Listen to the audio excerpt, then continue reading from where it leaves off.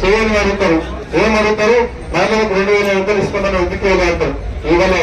దాని తర్వాత పొలం బంగారం ఇస్తామన్నారు, ఇంటికి వెళ్ళారు, ఇవ్వలే. దాని తర్వాత 2000 పెన్షన్ 4000 ఇస్తామన్నారు, ఎందుకు ఇవ్వలేంటారు, ఇవ్వలే. ఈ 3 తప్ప మిగతా అన్ని మనం చెప్పిన అన్ని ఇష్టం 14 నెలల్లో ఆ 3 కూడా ఎందుకు చేయలేదంటే మీకు తెలియాలి.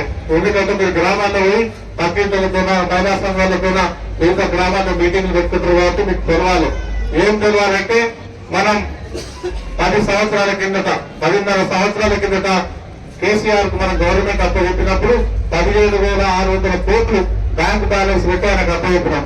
ఆయన మన రేవంత్ రెడ్డి సార్కి అప్పచెప్పినప్పుడు 7,24,000 కోట్ల అప్పు కింద మనకు అప్పచెప్పాడు.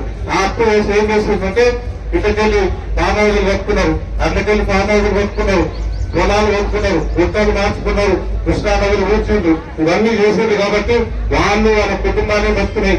ఇంకోనైతే ఒక అడుగు ముందరికేసి ఆ ఢిల్లీలో లిక్కర్ వ్యాపారం చేసింది, అక్కడ కేరళలో లిక్కర్ వ్యాపారం చేసింది. వాళ్ళు వాళ్ళ కుటుంబాన్ని సంపాదించుకున్నారు కాబట్టి అట్లాంటి పరిస్థితి మనకు రాకూడదని మనకు ఎన్ని కష్టాలున్నా 6,700 కోట్లు వడ్డీ కడుతున్నాం నెల పనులు చేసే బాధ్యత మీరు గెలిపించిన కాంగ్రెస్ పార్టీని, మీరు ఆశీర్వదించిన కాంగ్రెస్ పార్టీ.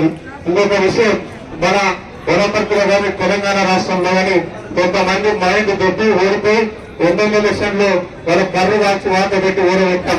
దాని తర్వాత పార్లమెంట్ ఎలక్షన్ లో 2-0 ఇచ్చినాం, అయినా బుద్ధి రాదు.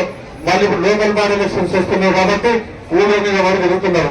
వాళ్ళు కాంగ్రెస్ పార్టీ అది చేయరు, కాంగ్రెస్ పార్టీ ఇది చేయరు. వాళ్ళు మొత్తం 75 ఏళ్ళైంది మనకు స్వాతంత్రం వచ్చి. వాళ్ళు పాలించింది 10 ఏళ్లే. వాళ్ళ పాలి 9.5 ఏళ్లే. 9.5 ఏళ్ళు వాళ్ళు ఎట్లా ఉన్నదో కథ మన రాజుగారి కథ చెప్పాలి. మనం రాజుగారికి మన కుక్క చచ్చిపోయిందట.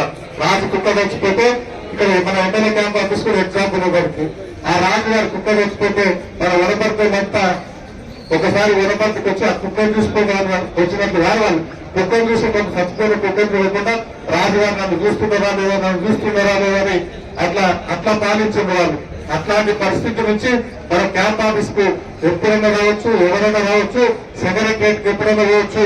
మన ముఖ్యమంత్రి గారు 14 నెలలు ప్రమాణ స్వీకారం చేసి ఒక్క రోజు కూడా ఇంట్లో పట్టుకొని లీవ్ తీసుకోను, రోజు సెక్రటరియట్ పోయి లీవ్లు పెడుతున్నారు. అట్లాంటి ముఖ్యమంత్రి గారిని కేటీఆర్ మన కొరంగాలు వచ్చాడు. పత్రికా మిత్రులు వినాలి, కొరంగాలు వచ్చి నువ్వు రిజైన్ చేయి, రాజీనామా చేయి, మేము గెలుస్తామంటావు. నేనేం చెప్తున్నా, కేటీఆర్ ఇక్కడ నుంచి ఛాలెంజ్ చేస్తున్నా, వనపర్తి ఎమ్మెల్యే క్యాంప్ ఆఫీస్ నుంచి నేను ఛాలెంజ్ చేస్తున్నా. దానికి నువ్వు కట్టుబడి ఉంటే మా ముఖ్యమంత్రి గారికి చాలా పని ఉంది. చాలా 3 గ్యారెంటీలు చేయాల్సింది, గ్యారెంటీలు చేస్తున్నారు. మా వాళ్ళకి ఇంక్రిమెంట్లు కట్టేయాల్సింది, పెన్షన్లు చేయాల్సింది, చాలా పనులు. ఆయన చాలా బిజీగా ఉన్నారు. 9.5 ఏళ్ళు సీఎం ఉన్నారు. ప్రజలకు ప్రతిపక్ష పాత్ర ఇచ్చిండు, సృష్టించింది.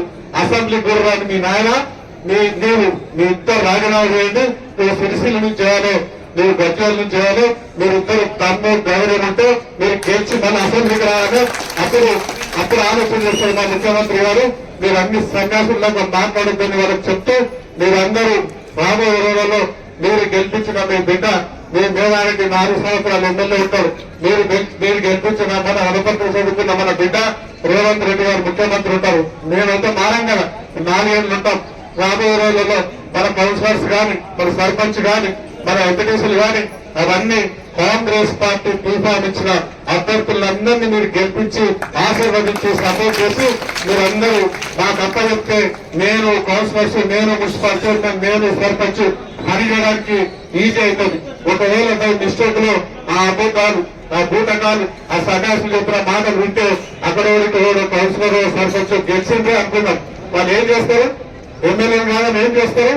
వాళ్ళు ఏం చేయలేరు. వాళ్ళొక్క పని కూడా కాదు కాబట్టి మన కాళ్ళ కట్ట పెడతారు కాబట్టి అట్లాంటి దరిదాపులు రాకుండా వనపర్తి నియోజకవర్గంలో టీఆర్ఎస్ పార్టీకి సంబంధించిన ఎవరైనా నిలబడితే చీపురుతోనే వేసినట్లు మొత్తం క్లీన్ గా వాళ్ళని క్లీన్ స్వీప్ చేసి కాంగ్రెస్ పార్టీ అభ్యర్థిని గెలిపించమని మీరందరినీ మీ అందరూ కాంగ్రెస్ పార్టీని, ముఖ్యమంత్రి గారిని, మమ్మల్ని మేము నిలబెట్టబో కాంగ్రెస్ అభ్యర్థులందరినీ ఆశీర్వదించమని కోరుకుంటూ ఇంత లేదైనా మీరు అందరూ ఇక్కడికి వచ్చిన మీ అందరికీ ప్రత్యేకంగా ధన్యవాదాలు తెలియజేసుకుంటూ మీరు ఎక్కడన్నా అక్కడ కూర్చోండి, నేను అక్కడ మధ్యలో కొంచెం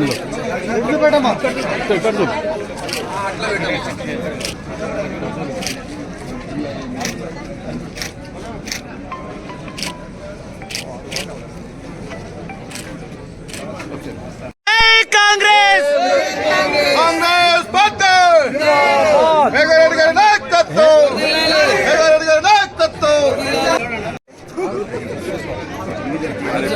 గౌడు కొంచెం లేపండి